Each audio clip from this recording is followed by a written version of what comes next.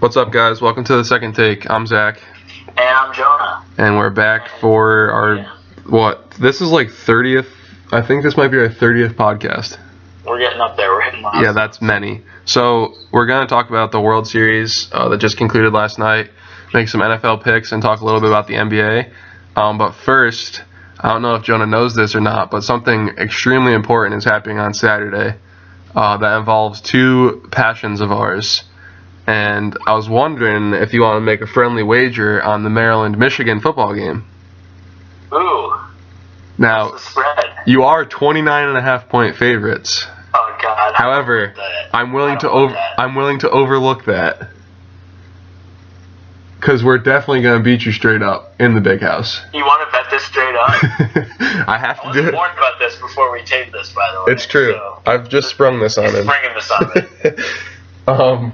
But we'll figure something out that we can do other than money, because I'm not about to lose $10 betting on a team that's a 30-point underdog straight up. I'm not that stupid.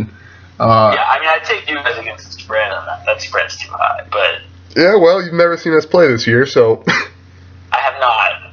That's true. But yeah, we'll figure something out.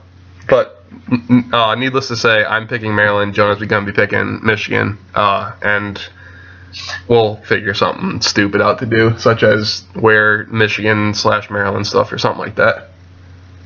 Yeah, it works. All right. So, yeah, the World Series that happened last night. Yeah, so, I sound like Stephen A. Smith here.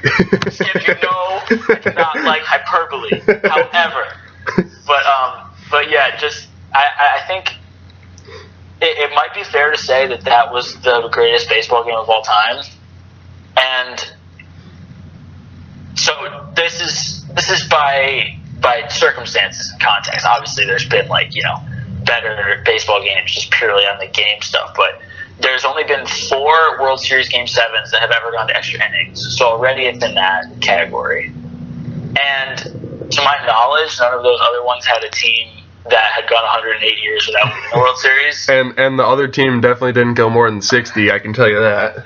Yeah, so I think it's pretty fair to say that last night might have been the best baseball game ever, and it is a privilege that we all got to watch that.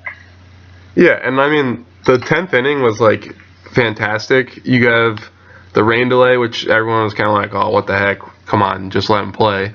Turns out to be a great decision to put the tarp on field, because if you listen to the interview with the umpire, he said that in a Game 7, it's unfair to make them play in not ideal conditions. So it gave both teams a chance to regroup, which probably benefited the Cubs more if you think about the context. And then you see King Schwarber come out and hit that leadoff single. Then Zobrist ends up knocking in a run.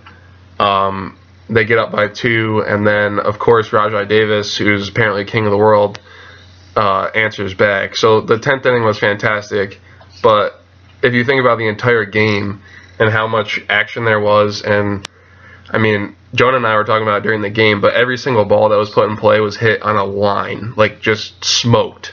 There was rarely ever poor contact.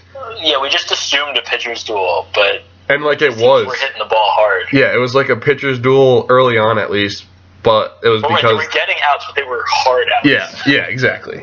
So you knew it was going to break open eventually. Right, and I probably would have put at least a decent amount of money on the fact that Aroldis Chapman in a 3-run lead and needing 5 outs. No way he would have blown that, in my opinion. But obviously, crazier things can happen. Well, that was what I mean. He looked pretty gassed. I mean, his fastball, while still at 97, was 5 miles an hour off what he normally throws. And I think that's probably because Joe Madden threw him 2 2/3 innings in a 5-run ball game. What night was that? Tuesday night. Yeah. So there's definitely questionable managerial decisions on both sides in this game. Just some weird bullpen usage on the part of Joe Madden for the Cubs. Some a little bit questionable substitutions for Francona. Bringing Michael Martinez into the outfield, I think it's pretty safe to say that they would have rather had Coco Crisp, who he replaced at the plate for that last at bat, than Michael Martinez, who hit like 100 this year. But I think the best team won. I mean, the Cubs were the best team in baseball this year, there's no doubt. Whether they were the better team in this series is up for debate. But obviously, just the fact that the Cubs won the World Series is incredible. I can't imagine being an Indians fan right now, but at least the Cavs got a championship for the city this year that softened the blow a lot, I think. Right. And, I think, going off what you just said, that the Cubs really got Joe Madden off the hook, because I think if the Cubs lost this World Series, well, if they lost Game 7, he would have been at least decently to blame, considering the fact that Chapman was way overworked. I mean, they were up 9-2, and he started pitching the 9th inning of Game 6. Then some people think he had a quick hook on Hendricks. Lester pitched phenomenally for those 2 1/3 or whatever, or 3 innings that he pitched.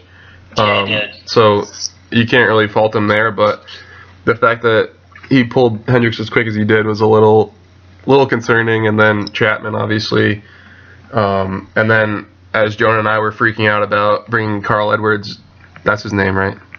Yeah. Yeah, bringing him in to get a save or a save situation wasn't exactly ideal. Yeah, I mean, he had some. I mean, he pitched really well to the first couple guys in that inning. Like, he looked sharp. Yeah. And then they brought in Montgomery for the last batter, and he threw, 1 or 2 pitches? I think it was second pitch, yeah. He was the one who had the save in the books there. But it was pretty clear all playoffs from Madden that he only trusted, 3 of his relievers. Like, he only trusted Chapman, Edwards, and Montgomery. That was it. And he didn't trust Hector Rondon, who'd been his closer for a couple years before that. He didn't trust Pedro Strop either. To the point where he had Arrieta warming up at some point in that game when he had pitched literally the previous day. So there's some weird stuff going on, but obviously all is forgiven after that. Yeah, how about Aroldis Chapman facing Rajai Davis, where Rajai hit the game-tying home run?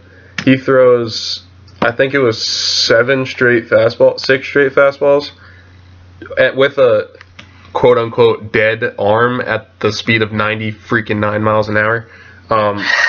Whatever you want to call that. But then, so Rajai Davis is a fastball hitter. If anyone saw Justin Verlander's tweet, he literally said, this is a perfect matchup. Rajai Davis loves lefties and loves fastballs, and sure enough, bang. But then the following at when that happened, I just texted you, ha ha ha. Yeah. I had nothing else to say. I was like, oh my god. But then the next at bat, Chapman threw 4 or 5 straight sliders to Coco Crisp, maybe, whoever was up after Davis. His slider looked pretty good, considering that's what I'm saying.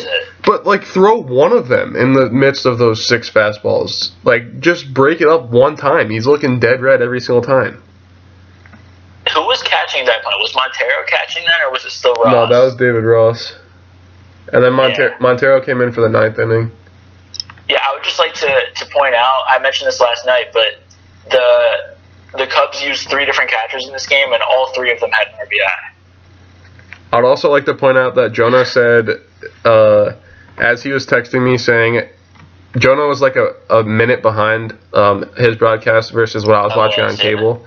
So Jonah was texting me saying, there was an error on David Ross that basically allowed 2 runs to score eventually in the inning. And then as he was texting me saying it was more of David Ross's fault than it was John Lester, David Ross hit a home run. Yeah, so I didn't see that until a minute later, but Zach received that text while the ball was going over the fence. So I just sent him back a little ... And Jonah. Yeah, I was like, yep, all right, I'm done with this. I'm done trying to predict this game. I'm just gonna watch it. But the overwhelming responses from Jonah and I and most fans was just that sports is awesome. Yep, there's nothing like it. And baseball at its peak, there's very little more exciting than that. Baseball obviously can have its moments where it's pretty dull, and just like a midseason game that doesn't matter in August is just about the least exciting thing in major sports in America. But Game 7 of the World Series like that, it's really tough to beat that. Yeah, exactly. And I'll be the first to admit that I'm not the biggest baseball fan, and I'm a more passive watcher. Like the first couple games of the World Series, I was kind of just glancing up every now and again at the TV, seeing what happened. Last night, I could not take my eyes away for a single pitch. Like, I watched every second of that 4.5 hour or whatever it was baseball game. Yeah. So that was go ahead. Last night was Mike Montgomery's first career save. Yeah, I think it was his first chance to even get a save. Yeah, because he was a starter in Seattle, and the Cubs have been using him out of the bullpen once they got him at the trade deadline. But, yeah, so that was pretty cool for Mike Montgomery. Ben Zobrist, who won World Series MVP, well deserved, at the game-winning RBI. He's won 2 World Series in a row with 2 different teams. Yeah. And I'll note that he reportedly had a contract deal in place with the Mets this offseason, but the Cubs swooped in at the last minute and offered him more money just to say I'm still bitter at Ben Zobrist because he beat us in the World Series last year and then backed out of signing him this offseason and won another World Series. So this is a screw you Ben Zobrist moment, but I'm overall very happy for the Cubs. Watching that last night made me really badly want to see one of my teams ever win. But it'll happen someday. Yeah, those videos of the 85-year-old grandparents just sitting watching, oh my god, they finally did it. Those people have literally waited their entire life and then extra. No one has. I don't know any Cubs fans that have been around for 109 years where they could have seen them win the last title and this title. So yeah, there was no Cubs fan who remembered the Cubs last won the World Series. Because they're all none of them. Yeah, because everyone's dead, and finally Steve Bartman can maybe be allowed to walk around again. I really hope they can find him and have him throw out the first pitch of the first game of next season. The standing ovation. Bill Buckner with the Red Sox, who couldn't show his face in Boston after '86, they brought him back in early in the season in 2005 to throw out the first pitch, and the crowd gave him a standing ovation, and it was really nice. And they were like, "We're sorry, Bill." So I don't know, maybe you could see that happen with Steve Bartman. Although Steve Bartman is a private citizen rather than a baseball player, so it might be a little different. And he might be so traumatized that he'll never return to save Illinois ever again. But yeah, we'll see. Yeah, I mean, nonetheless, it was a fantastic series, and I think it was interesting that we both think both the managers had a relatively poor management of this game. Yeah, it's interesting because they're 2 of the best managers in baseball by all accounts. Oh yeah, I mean, maybe not the best, but pretty damn close if they're not. And what's also interesting is you had the GM of the 04 Red Sox facing off against the manager of the 04 Red Sox in that game. And potentially the greatest general manager in the history of all sports. Yeah, the Indians need to hire him as soon as possible so he can just end their curse. The Cubs are the first, or maybe not the first. No, they're one of 3 baseball teams to ever go from 100-loss season to a 100-win season and win the World Series in less than 10 years.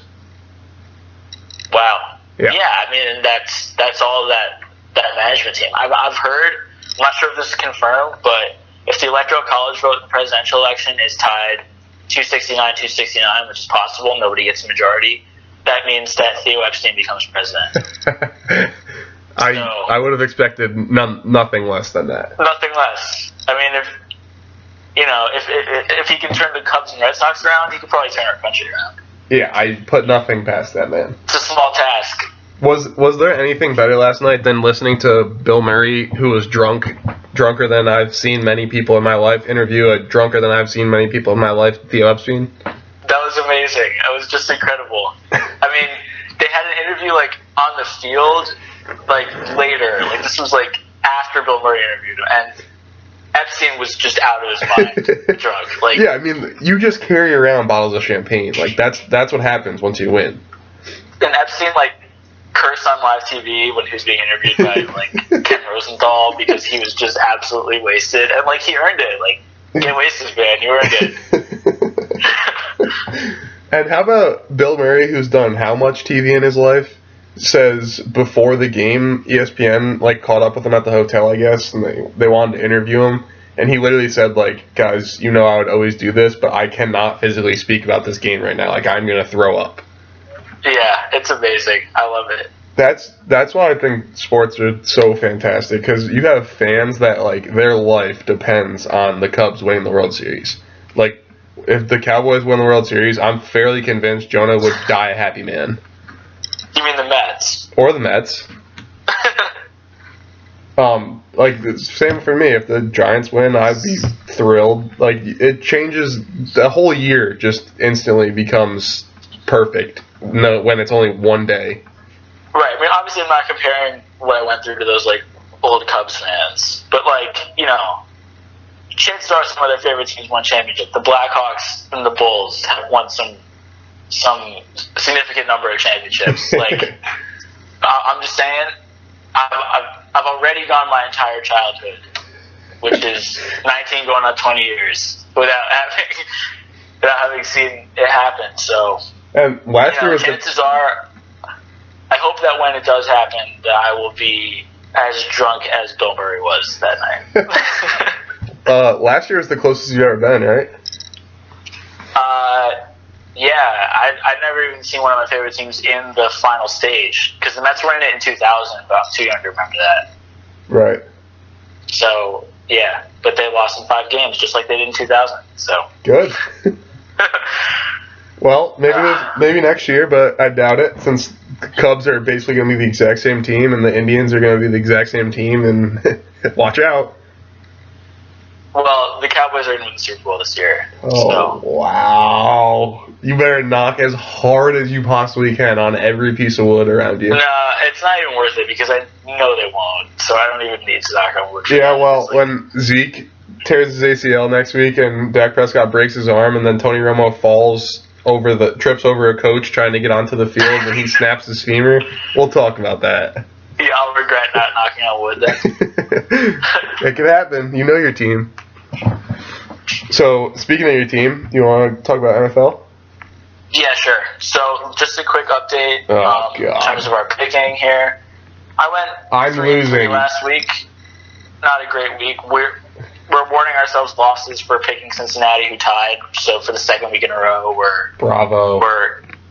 we picked a game that was a tie. So, we're going to both say we lost that one. So, I went 3-3. Zach went 1-5, which is his worst week yet. So, why did you have that cynicalness about you?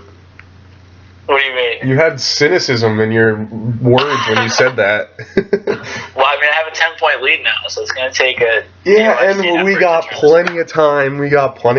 Just enough time for the Giants to come back and win the division, and I'll win this thing, too. We'll be fine. Oh, boy. Well, we'll see. Gotta start throwing haymakers now. So, this week we're going to start off with tonight's game, a Thursday night game. This is one of those color rush games, but the Falcons are wearing all white, so good. It's not. Good. I mean, it's kind of. But so we got the Atlanta Falcons at the Tampa Bay Bucks. Did you see the uniforms the Bucks are wearing for this game? Because they're some of the ugliest things I've ever seen. Are they the gold ones or are they red? No, they're red, but like they're still truly horrible. Well, nothing's worse than the Jaguars, so.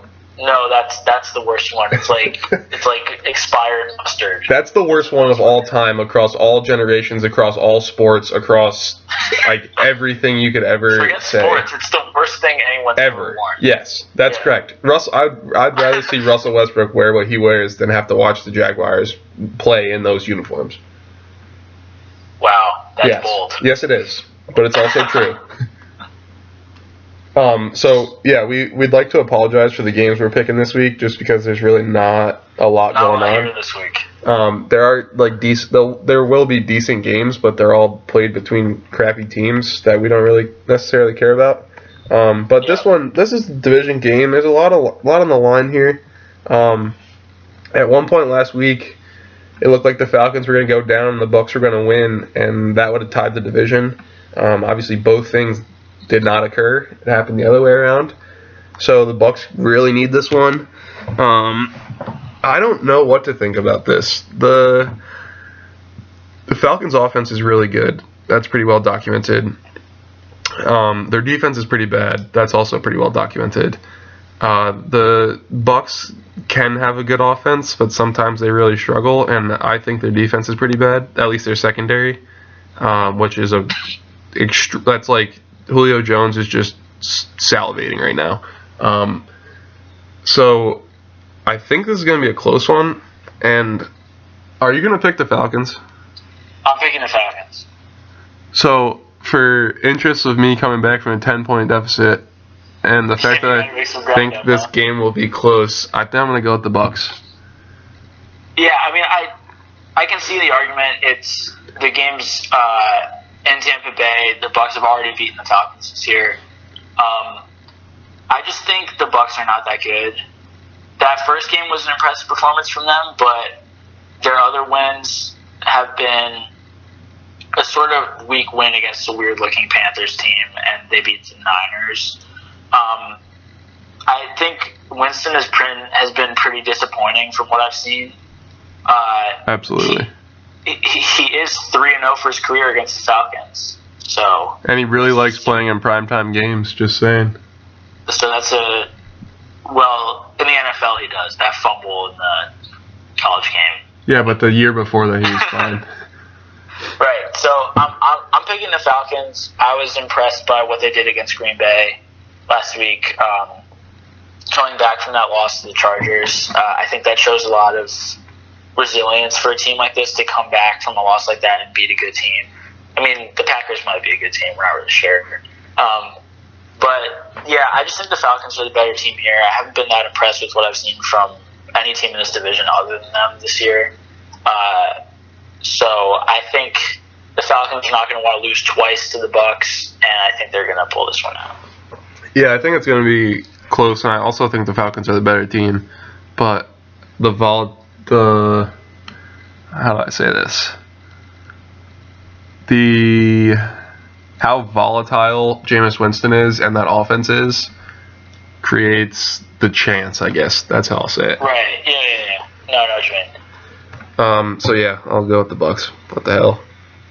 So next game we're gonna pick is oh god, don't say a game close to Zach's heart. This is the New York Giants coming off a bye week. Oh, I remember what Zeke pissed me off about now. By the way, what? Remember when I told you Elliott did it, and I couldn't remember what he did? Oh yeah. He said the Dallas Football Cowboys, and I was about to jump through the phone. That is disrespectful. That's our name, damn it. Oh, yeah, because when the Giants were formed, there was still the New York Baseball Giants. Right.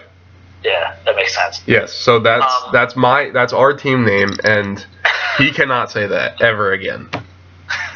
So moving on from this rage we got going on here.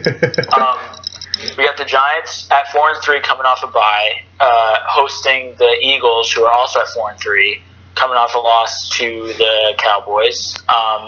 Just had to throw that in there since we're not picking the Cowboys game this week. You don't know that until I pick the Browns. So this should be a good game, I think. I think these are two pretty evenly matched teams. I can't tell if that's disrespectful or not. I'm assuming you're picking the Giants. All right. If you really want me to be honest, I obviously have to pick the Giants, but the Giants suck against the Eagles. They never play the Eagles well. Eli gets crushed by the Eagles always. They send stupid amounts of blitzes. And from what I saw with them getting the Dak early on, it's really nerve-wracking. Odell's still not 100%, which also sucks. And our run game is atrocious. So, everything points in the direction of Philly, but I will never pick against my team. Well, you are at home, so that helps. No, it doesn't. That's fair. It's fair. I mean, I'm definitely picking the Eagles. The Eagles have a plus 62 point differential this year, and the Giants have a minus 8 point differential. Good. So, Good. despite the fact that they have the same record, the Eagles have definitely looked better Good. overall. Yeah. He's agreeing with all these things. The Eagles are 1-3 on the road and 3-0 at home, so they have struggled on the road with Wentz. I don't love the Eagles' offense. I'm not sold on Wentz yet. I think you can rely on Sproles sometimes, but eventually that's going to stop working. It ain't gonna stop working against the Giants. We can't cover those little suckers to save our life. That's also a fair point. I think I'm going with the Eagles mostly because I think their defense is really good. I was impressed by them. Yeah, you changed your mind after last week. That was quick. Yeah, they made Dak. I mean, he came through eventually, but he really struggled for a large part of that game. And the Eagles' defense was a big reason for that. So I'm going with the Eagles this week on the road against the Giants. This is a huge game, too, because this has a lot of playoff implications and tiebreakers and all that kind of stuff. Both these teams are currently – the Giants are technically in the playoffs if it ended today. But obviously if the Eagles win, they would be in the playoffs. A lot of teams at that 4-3 mark. And the NFC looks like a battle to 9-7 if I've ever seen one before. Yeah, it's going to be a dogfight. I mean, the Giants, the Eagles, and the Packers are all at 4-3. The Redskins are at 4-3-1. Right, and Detroit's 4-4. Arizona's 3-4-1. Like, there's really Carolina's not out of it at 2-5. Like, there's a lot of good teams that are close. Yeah, I mean, even Tampa, New Orleans, and the Rams are only one game back of that, so it's going to be very close. Yeah, I think the only two teams that don't have a chance are Chicago and San Francisco. Yeah, I'd agree with that. Right, because it's a tough road back for the Panthers, but they're clearly better than 2-5. Right. So I'm not counting them out. But yeah, I at least hope the Giants can compete this weekend. That's all I have to say. Optimism from Zach this week. This is the only time I ever think like, yeah, we're gonna get smoked, is either against the Eagles. Yeah, just the Eagles really, because I was gonna say Tom Brady, but we actually have a really good record against Tom Brady, so. So next up we got the Sunday night game.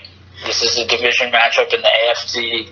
Denver Broncos at the Oakland Raiders. This is expected to be close. Zach had the Raiders favored by 1. This thing I'm looking at has it at even. But either way, it should be a close game. These teams are tied for the lead in the AFC West at 6-2. Both have looked pretty damn good so far. I don't know. I'm curious who you're picking. I think I know who you're picking, but yeah, I'm riding my team, my AFC team. Yeah. So you want to get into that a little? Sure. So Jonah picked the Broncos to start the season, or in like our pre-season whatever podcast thing about division winners. He picked the Broncos. Yeah. I picked the Raiders.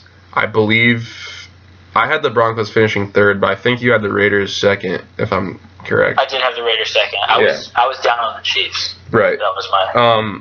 This division might be. I think you could argue that's the best division in football this year. I mean, the Chargers are not a bad team at all. Exactly, they're not out of it, and the Chiefs are certainly. I mean, the Chiefs are in the playoffs. Like there's 3 teams in the playoffs right now. If it ended today from that division. Yeah, to say. And the Chargers are 2 games back, 3 games back, but in most divisions they'd be in the thick of the playoff hunt. So this is a really good division. The Raiders are 6-2. Like, I never thought I'd say those words in my lifetime. Amari Cooper and Crabtree are a really good duo. Derek Carr gets better every snap. It's not even every week. It's every snap he gets better. Yeah, he's good. The defense was, in my opinion, the shaky part coming into the year. And they started out pretty bad, but they're getting a lot better. They're looking really good, to be honest with you. Yeah, I'm going to go with the Raiders here. I think that the Broncos, their offense doesn't really have – I mean, they lost C.J. Anderson 2 weeks ago, so now they're kind of riding Devontae Booker, who has some fumble problems, but he is a beast.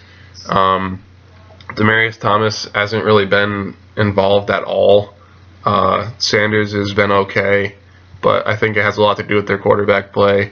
who Trevor Siemian hasn't been terrible, but I mean, you'd want more from your quarterback. So for those reasons, I'm going to go with the Raiders. Yeah, I'm going to go with the Broncos here for a couple of reasons. I do think the Raiders are good. I've accepted that they're good. I do think they'll make the playoffs, but I don't think they're going to continue on a 6-2 pace, meaning they finish 12-4. I think they'll probably finish 10-6. I see them going 4-4 down the stretch. They're 5-0 on the road and 1-2 at home, which is kind of a strange stat. I don't think that means that they're bad at home or anything, but it does indicate to me they don't have a super big home field advantage. I'm going to take the Broncos here because of their defense. They've given up the fewest points in the AFC other than New England, which is just, for sure the best team in the league. I think we can agree on that. And I just think that the Raiders aren't quite as good as their record. Their point differential is only plus 12 after all this. So the Broncos have the best point differential in the division. I think they're the best team in the division. I could certainly see the Raiders winning this game. They're very talented. Derek Carr is looking better every week, like you said. And they do have the quarterback advantage here, but I just like the Broncos defense to give Derek Carr a real run for his money here. Yeah, and here's one last little... Because they haven't played an elite defense yet, the Raiders. Absolutely. I mean, the Chiefs are probably the best defense they played, and they got held to 10 points in that game. Right. So, but one thing I will say is that this is probably the biggest game in the Raiders' last 10 years in their history, or like post John Gruden. This is the biggest game they've played, probably. Man, that is sad. You're right. Right. 6-2 and 6-2 at home Sunday night. I don't think I've ever. When's the last time they were on Sunday night? When's the last time they were on national television? I mean, everybody gets a Thursday game. Yeah, but prior to last year, that wasn't national television. You had to buy that. Luckily, CBS grabbed that, but. Yeah. Exactly. So yeah, I legitimately never had the chance to watch the Raiders on national TV. Yeah, so I'll definitely be watching them, not contributing to the NFL's declining ratings for this week. So the final game we're picking is the Monday night game between the Buffalo Bills and the Seattle Seahawks in Seattle. Seahawks are at 4-2-1. They're undefeated at home. Their offense has looked bad, to put it charitably, I think. They have scored fewer points than any NFC team besides the Rams. So that's not what you want. But their defense has looked really good, especially at home. The Bills are at 4-4. They had a rough start. They had a lot of people counting them out. Then they had kind of a surge, and now they've looked kind of mediocre. Terrible. So I think it's appropriate that they've settled around 4-4. I just think this is a tough game for the Bills to win. I think Tyrod Taylor is going to struggle against that defense on the road. Yeah, I think if they had a 100% healthy Shady McCoy, it'd be a little bit different. But that doesn't look like it's going to happen. And I don't think...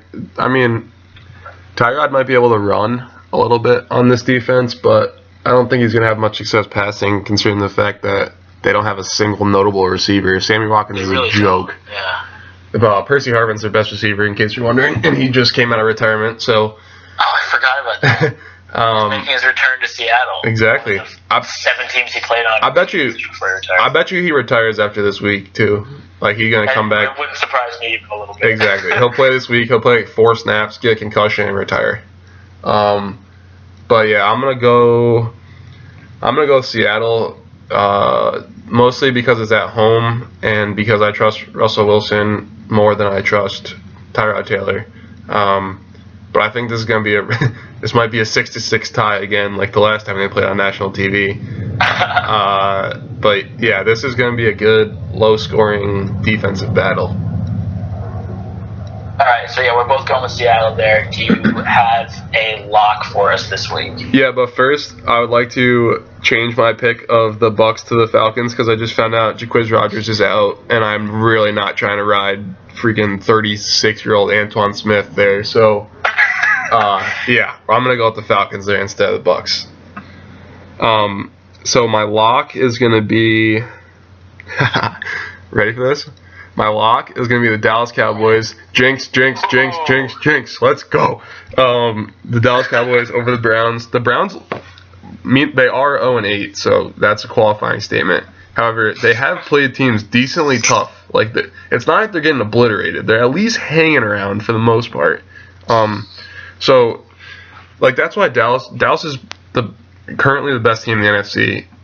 Barf on everything. I can't believe I just said that.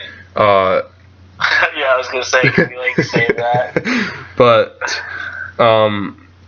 so you'd expect the spread to be decently high, but it's only a 7-point spread. I know they're on the road, and there's other factors playing into that. But the Browns have really hung into games, so I do think this is going to be not close. I think the Cowboys will win comfortably, but it won't be a blowout.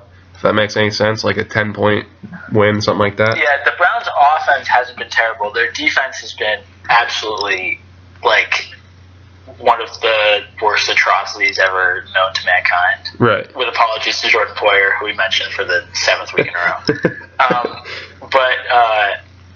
wouldn't be paying much attention to defense if I was him either. Yeah, so I like that pick. I'm not going to make it myself because I just don't, Jinx, jinx, jinx. Right, I don't want to do that. So my lock this week is going to be the Kansas City Chiefs. They're at home against the Jaguars. Oh, man, you got to do that to me? The Jaguars, yeah, I know I'm piling on here, but the Jaguars have not given me any reason to think that they can win this game. It's pretty much as simple as that. I think they need a coaching change badly. They got one, kinda. Yeah, right, and then they promoted to offensive coordinator Blake Bortles, quarterback coach, which has clearly worked well because he's been the problem. So. Speaking of Jaguars, I've recently been in the news that Tom Coughlin is a very very high likelihood he will be making a return to coach the Jaguars next year. Really, that's where he started. Yeah. Correct. Yeah. So I think that would work well for both sides. I think they could definitely use some discipline, and I think he would be motivated by that young team with some talent. So I think it could work okay.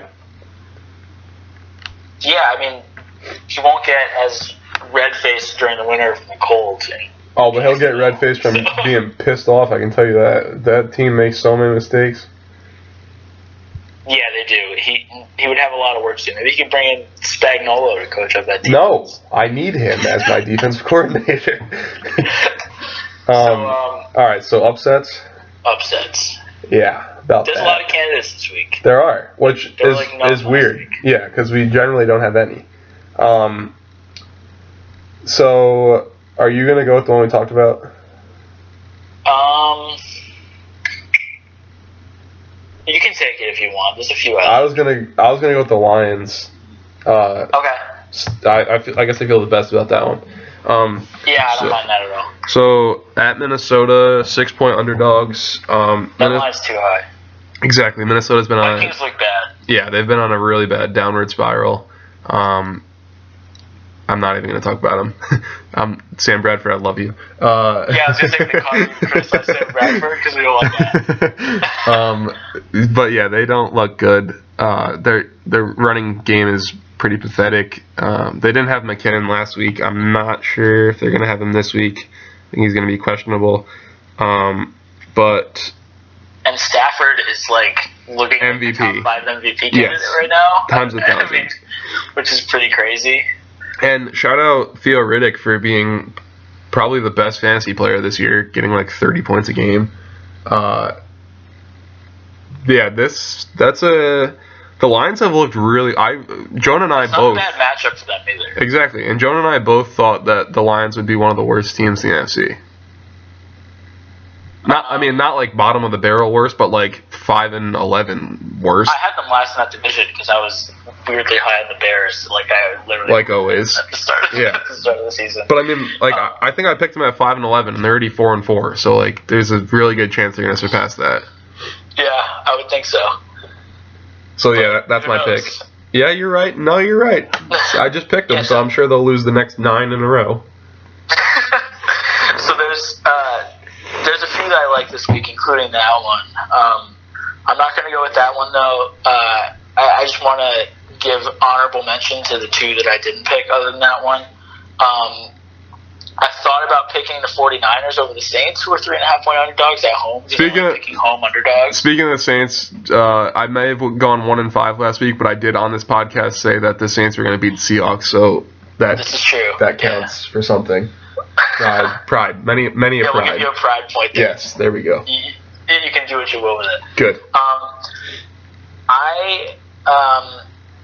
The other one I almost picked was the Titans in San Diego, but the Titans on the road, I don't know if the Titans are really that good. They looked good against the Jaguars, but like... Stop talking crap about my Jaguars. We've just been 10 minutes since the last time you talked about them. I know. But I'm picking the Jets over the Dolphins. It doesn't look like my Jets to make the playoffs pick from preseason is going to work out. But I do think they're going to win this game against the Dolphins, even on the road. The Dolphins have been decent at home, that's for sure, but the Jets looked pretty good last week. Yeah, who'd they play? I mean, Who are they down? They beat the Ravens, too. They've won 2 games in a row. They're on a roll. Who are they down 20-3 to at halftime? I mean, I don't... This isn't the greatest pick ever, but I'm just riding with the Jets. I got to double down somewhere on this playoff pick, right? Yeah, it's about time you pick your second favorite team. If the Jets are going to make the playoffs, they have to win this game. Skip, I'm telling you. If the New York Jets are going to make the playoffs. I'm hurt that you've called me Skip twice so far today. Well, I didn't want to be Skip. Yeah, well, I don't either. I want to be Pat. I want to be Pat McAfee and call him a makeup-wearing dude. Exactly. Well, what's the name of the new guy on First Take with Stephen A? Max Kellerman. Yeah, Max Kellerman. I don't know which show is worse, that or Skip and Shannon. If you could do Max Kellerman and Shannon Sharp, that'd be a fine show. Skip and Shannon that's much worse because Stephen A. at least bases certain things in fact, other than like, hey, Shaq and AI are my best friends. Michael Jordan speed dial. Like other than that, certain things he says, like 1 out of every 10 things you can kind of believe or at least make some sort of statement off of. But this Skip is phrase we're doing here. Yeah, Skip is just like compared to Skip, yeah. Skip is just like, hey, Tim Tebow for president, let's go, and then he runs with it. So yeah. Tim Tebow's on the Mets now, so we'll not have you disparaging Tim Tebow. I do believe he hurt himself sliding into second base a few days ago, so that's going well for him so far. Yeah, well, he's new at this baseball thing. Yeah, that he is. So naturally, you'd put him on your fall league roster. That's the fall league roster. The stakes are low. I cannot wait till he's on your opening day roster, and I can just laugh all baseball season. Oh my god, it's gonna happen too. We're gonna strike out in the free agents, and it's gonna be Tim Tebow in left field to start the season. I can't wait. You lose Yoenis Cespedes and can't sign anyone, so you obviously would bring Tim Tebow up. Tebow can play center. He can run a little bit, right? Right? I'm talking myself into it already. So are we done with football? Yeah, you want to talk about basketball? Sure. So basketball started. How much time we got? It's been 43 minutes. We got plenty of time. Yeah, we can talk a little bit about it. So, yeah, that started during the midst of all this craziness happening in sports. So did hockey. College basketball starts next week. So like, basketball's around. Happening. Yeah. It's all happening. So the reason we wanted to talk about this mostly is because I don't even know what you want to call it, the revenge game, I don't know, some sort of negative connotation that would make you think that something deadly is about to happen is going to occur tonight. Do not rule out anything deadly occurring. Seriously, and do not rule out a run at Wilt's record or that many shots. Yep. Yes, so if you couldn't tell already, the Warriors play the Thunder tonight. It is in Golden State, in Oracle, so there's less of a villain factor with KD. Right. The Warriors have looked.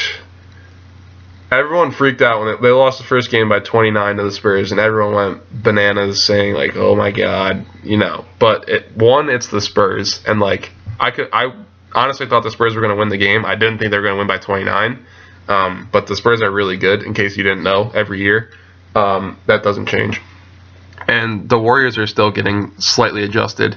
They have looked better each night, and I think it's pathetic that someone on their team will have 35 and over, someone will have 25 and over, someone will have 20, and then someone else will have 15. That's just not fair.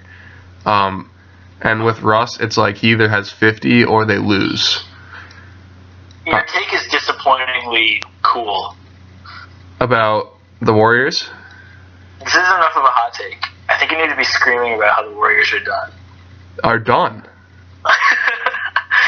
They're just getting started. Spurs game. Like, look, I think. Well, obviously, it's one game. It's against the Spurs. I'm not sounding the alarm or anything. Like, this team's going to be fine.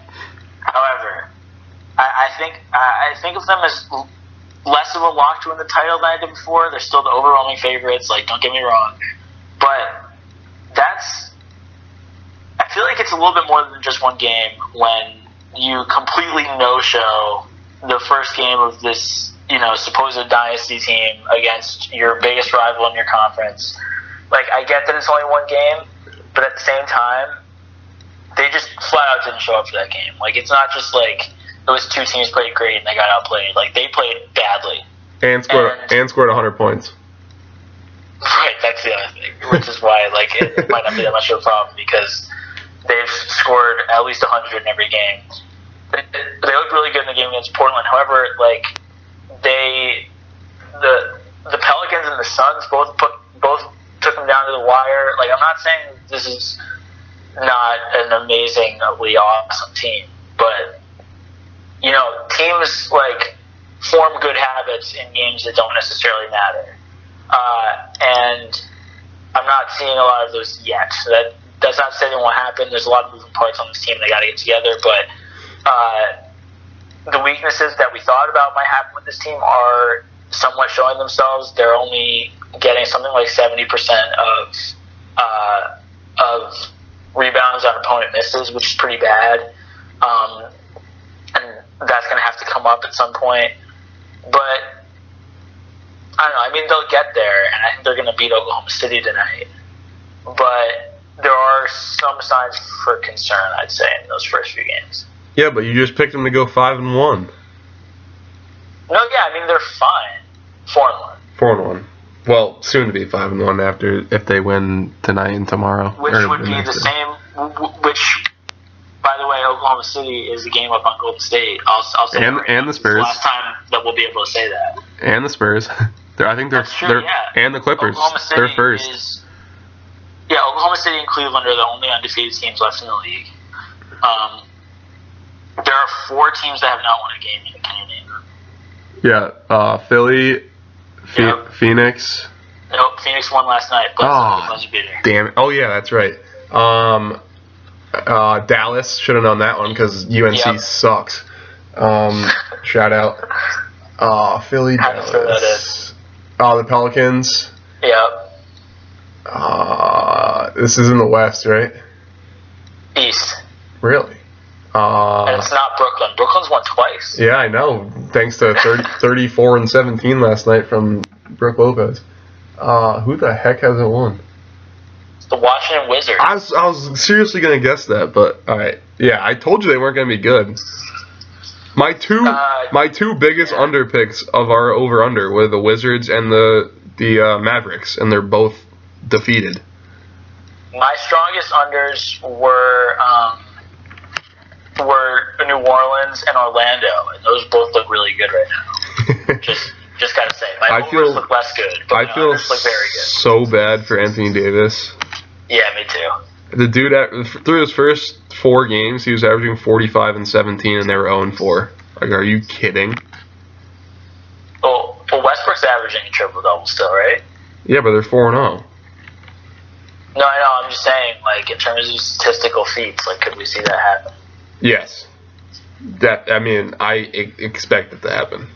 So you think he'll average a triple-double this season? I do, yes.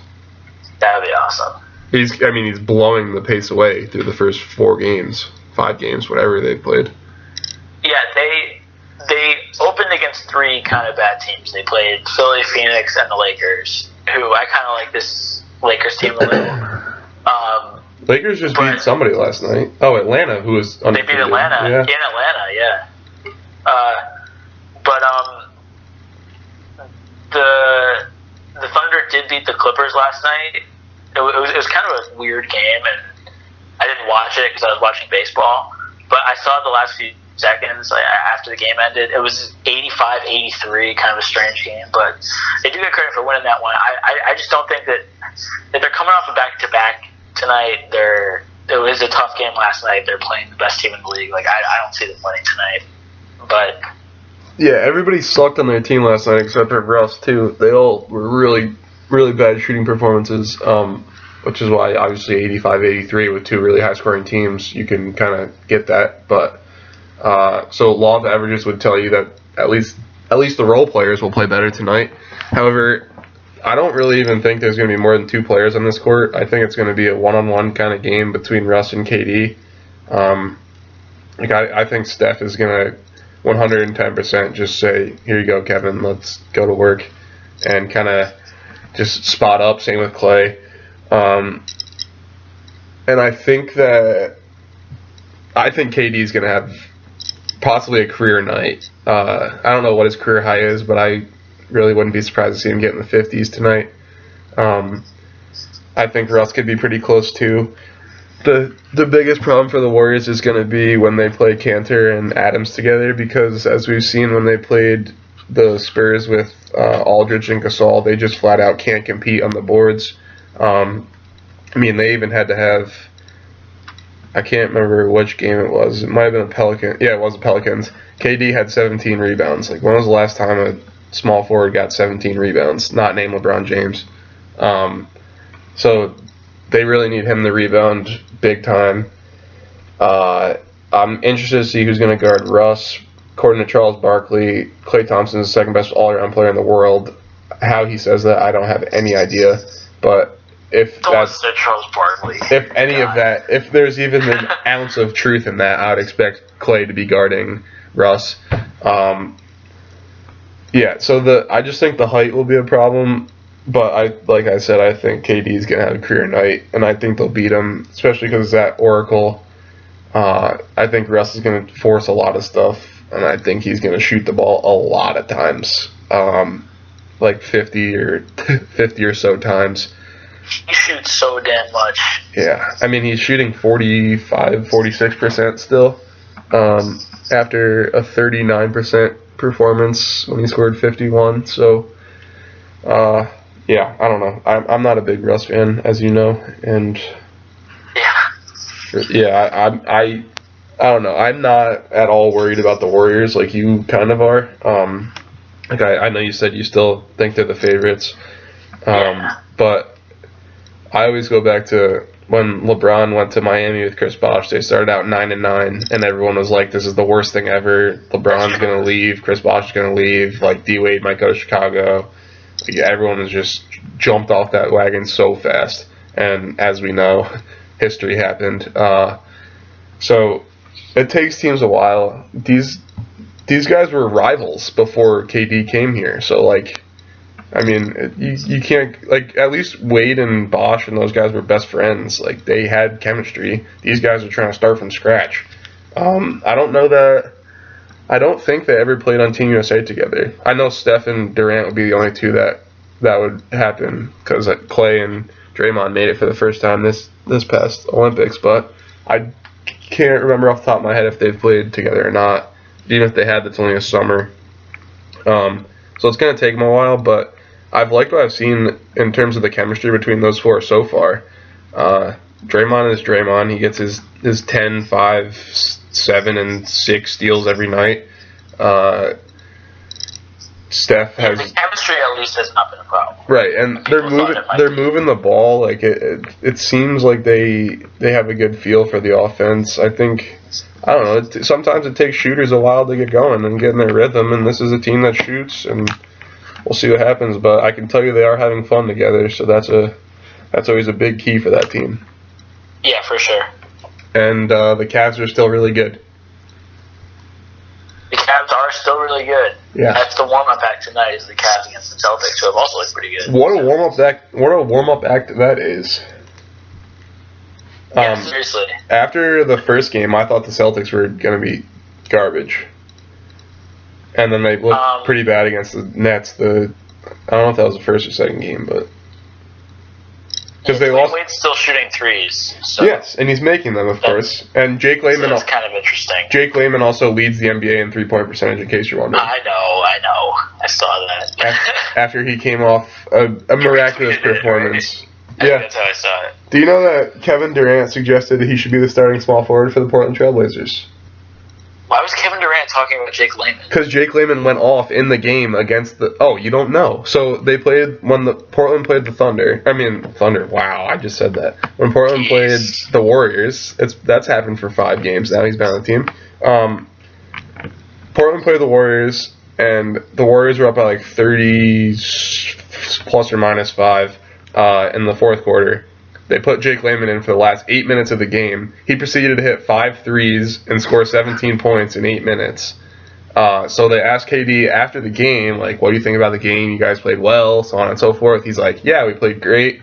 Would have been a lot better if that Layman kid didn't go off on us in the fourth quarter, but we played well. And someone said, like, yeah, what do you think about that? Because I guess it was the most threes by a rookie in their debut or something since like Damian Lillard and Steph went bananas.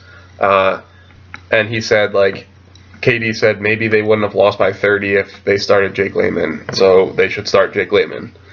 Something along those lines. That's paraphrasing, but like he basically suggested let's put Jake Layman in the game more frequently. So that's nice to see. Maryland in the NBA and white people in the NBA. And next up, Kevin Huerter. Let's go.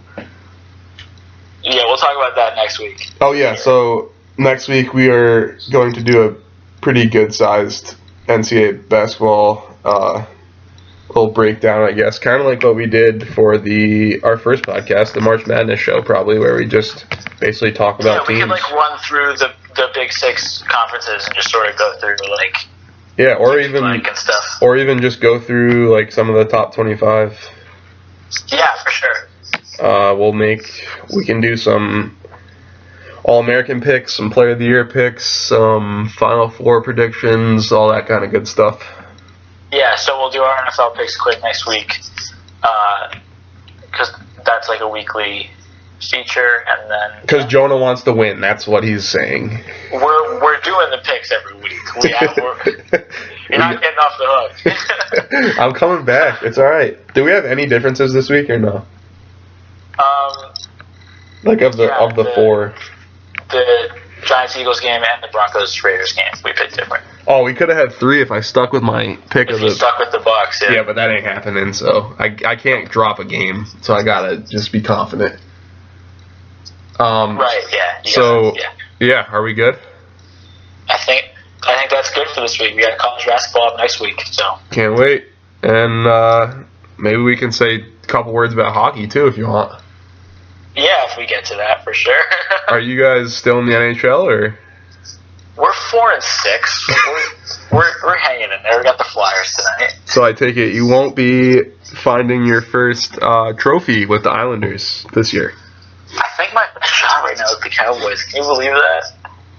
Because it's not the Knicks. Well, you do know that they're 6-1, which requires them to go 2-7 to finish the year right where they belong. So it's a downward spiral from here, buddy. It's my whole life with sports has been a downward spiral. Your best chance might be the Mets because that's the only team not playing. Would be, yeah. Well, right. The Mets. I don't know. The Mets have gotten the closest. It's certainly not the Knicks with the form of Joakim Noah's jump shot. They should lose every game just because of that. No, the Knicks are the farthest away. They Because the Islanders at least have Tavares. He's like a top 5 player in the league. But what do you mean? Derrick Rose is the best point guard in America. Everybody knows that. God. You guys are 1-3. You got one more win than you had this time last year, I think. Oh, you're killing me. All right, I still love Porzingis. The Cowboys are 6-1. That's all we need to say. Right. That's the only thing I need to say. All right. We will see you back here next week, and thank you for listening.